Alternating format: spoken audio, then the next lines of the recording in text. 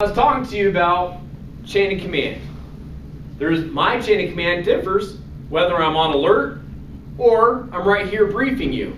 When I'm on alert, the kill chain is very short, and that's why there's a difference in the chain of command. You'll see President Barack Obama, Chairman Joint Chief of Staff, Commander of U.S. STRATCOM, me. So when we receive, and then we'll get into if President Barack Obama ever wants to execute, what will occur. Now that I'm here, just briefing you, you'll see that my chain of command is pretty long. So, President of the United States. Our adversaries are acting a little crazy. We may need to take some action. He's going to make the decision.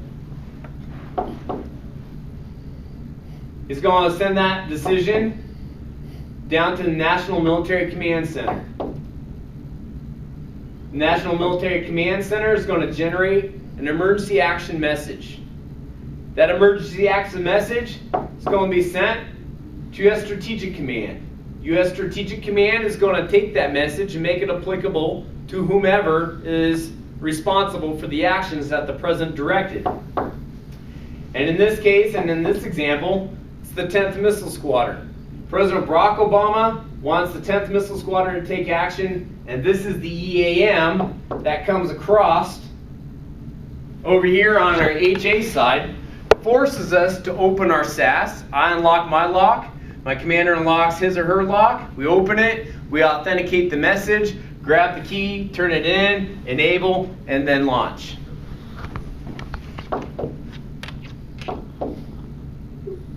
Then we take the directed action. And here's a little bit of a highlight of the sequence of events that takes place with the crew. And so let me know if you've seen this or haven't seen this. This is a very interesting part. I like it. It shows our interaction with our checklist. All call enabled procedure required. Great. I'm there on page 3-103. Launch menu from main menu selected. Step 1. Launch. Enable from launch pop-up menu selected. Selected. All call enable from enable pop-up menu selected. See that grid I was talking about, all of our sorties?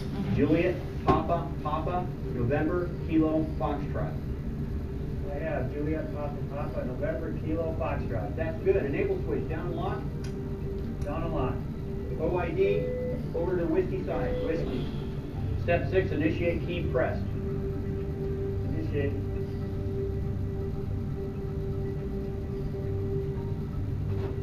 And this is what they call the co-op enable. Forces two people to co-op at the same time. 10 minutes. 10 minutes? Yes, sir. Cool. Right on target.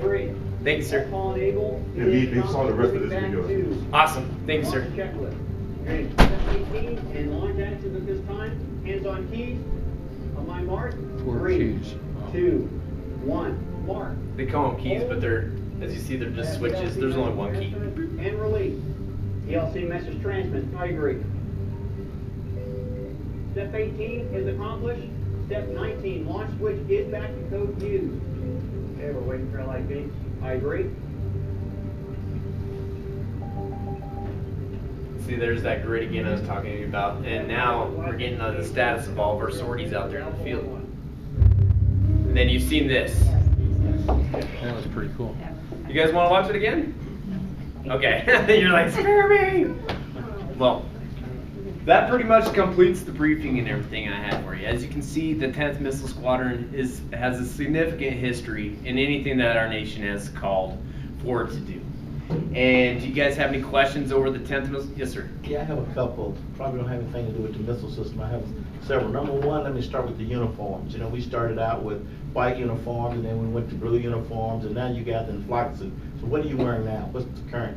Sir, flight suit? The flight suit, yes. Everybody at all the missile sites? Yes, sir. Everybody at all the missile sites. It was a cost reductive system because Missileers were the only ones with the blue flight suits. Right. They're like, well, we already have a company that makes flight suits for our pilots. Cost savings. Let's just force everybody to be wearing green flight suits. Okay.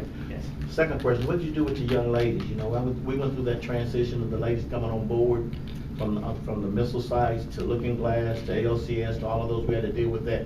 So what's the status of the females now in the operational setting that you have right now? Yes, sir.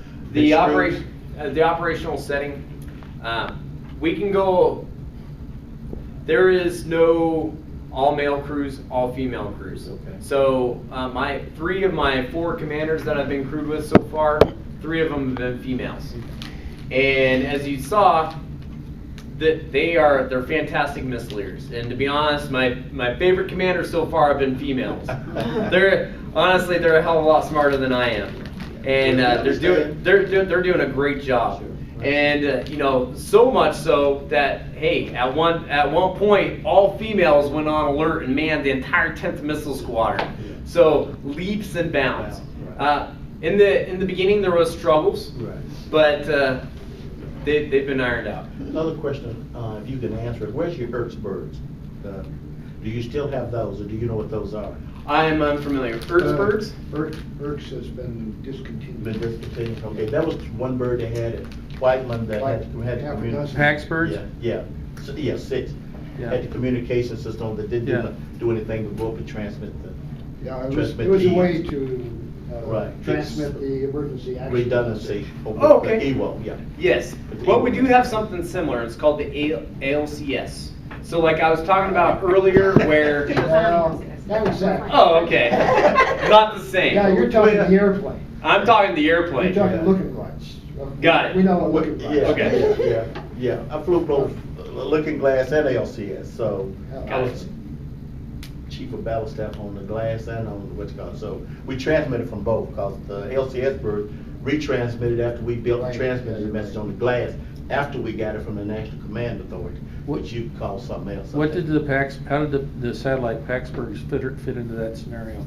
How did the Pax birds fit? Yeah. Well, once the president made the decision, and if the National Command Authority, the Pentagon didn't build a message, then he would ask us to build a message airborne. Right. So on the glass, me and my EM guy built the message, and then we would transmit it all over the United States. Right. And then the Pax bird would pick it up, and then they would also retransmit it. Okay. And that's how you had the airborne communications, where there was another redundancy with the message. You had the ground system transmitting the message, and then we would be able to transmit it for the president. Yeah. So the biggest problem we had up there, if you built and transmitted a message for the president and you got it wrong, you got the message, you launched against the wrong country. So you know how tough it was when we were flying up there at 3 o'clock in the morning, building and playing night blue charters with the president, the vice president, and all those other folks. So it was a tight job, let's just put it that way. But anyway, I'm sorry, I didn't mean to. No, I'm loving this. This is fantastic. But, This is fantastic. Yeah, so I don't have. Because my knowledge level is here. Is that And by right? far, you guys are right here. So I really appreciate the input. We don't want to show off, we're just here to listen. No, I enjoy it. I could talk about this stuff for hours. This is great. In the old days, when there was 2 separate consoles, Yes. the message would come across voice, usually Skybird or whatever, giving the message, and then you would see the message come through, and it would work its way through the capsule until it finally got to ultra low, and you're like, come on, print it today, right? Yeah, and it was just printer Oh, racks. and it was just.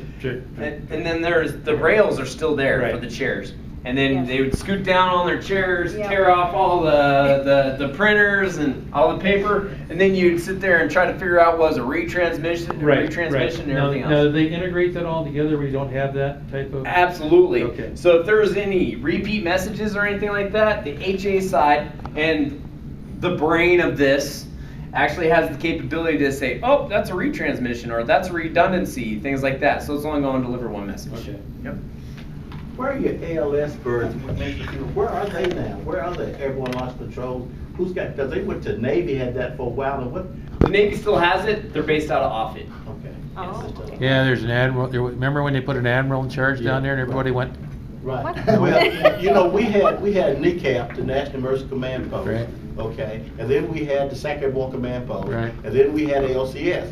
Right. So what system do you have now? Do you still have NECAP? The National Emergency Command Post flying? Did you? Not that perhaps on the Unfamiliar ALCS. term. Unfamiliar. Yes. What are you guys old? What about the? Sorry. Sorry, okay, no problem. I'm just wondering. Terms, you know what I'm saying? Who's telling these folks what to do? Because in the Looking Glass, I could bring 50 missiles at a time out of the silo Yes. at 33,000 feet. And that's when we was on alert, so Somebody's doing that somewhere, surely they can give that up. But you used to be a lot of deployed looking glasses that were on ground alert all over the country, along with the Pax birds and the bird in the air. Right. And Yeah. I remember at Grissom, I was Yeah. cop there, and we had Yeah. airborne and its associated aircraft. Right. And it was deployed all over the place. West And Texas. Minot used to have a whole bunch of Pax birds on alert. Yeah, yeah. But they all, after Bush 41 shut everything down, it's like, where did everything go? And we went to Offutt. Offutt's the most Yeah. depressing place I've been in years. You said, yeah, we spent a lot of time with Minot. That's where I went. She thought I was going to see my girlfriend, but I was. You're doing Pax alerts? Fantastic.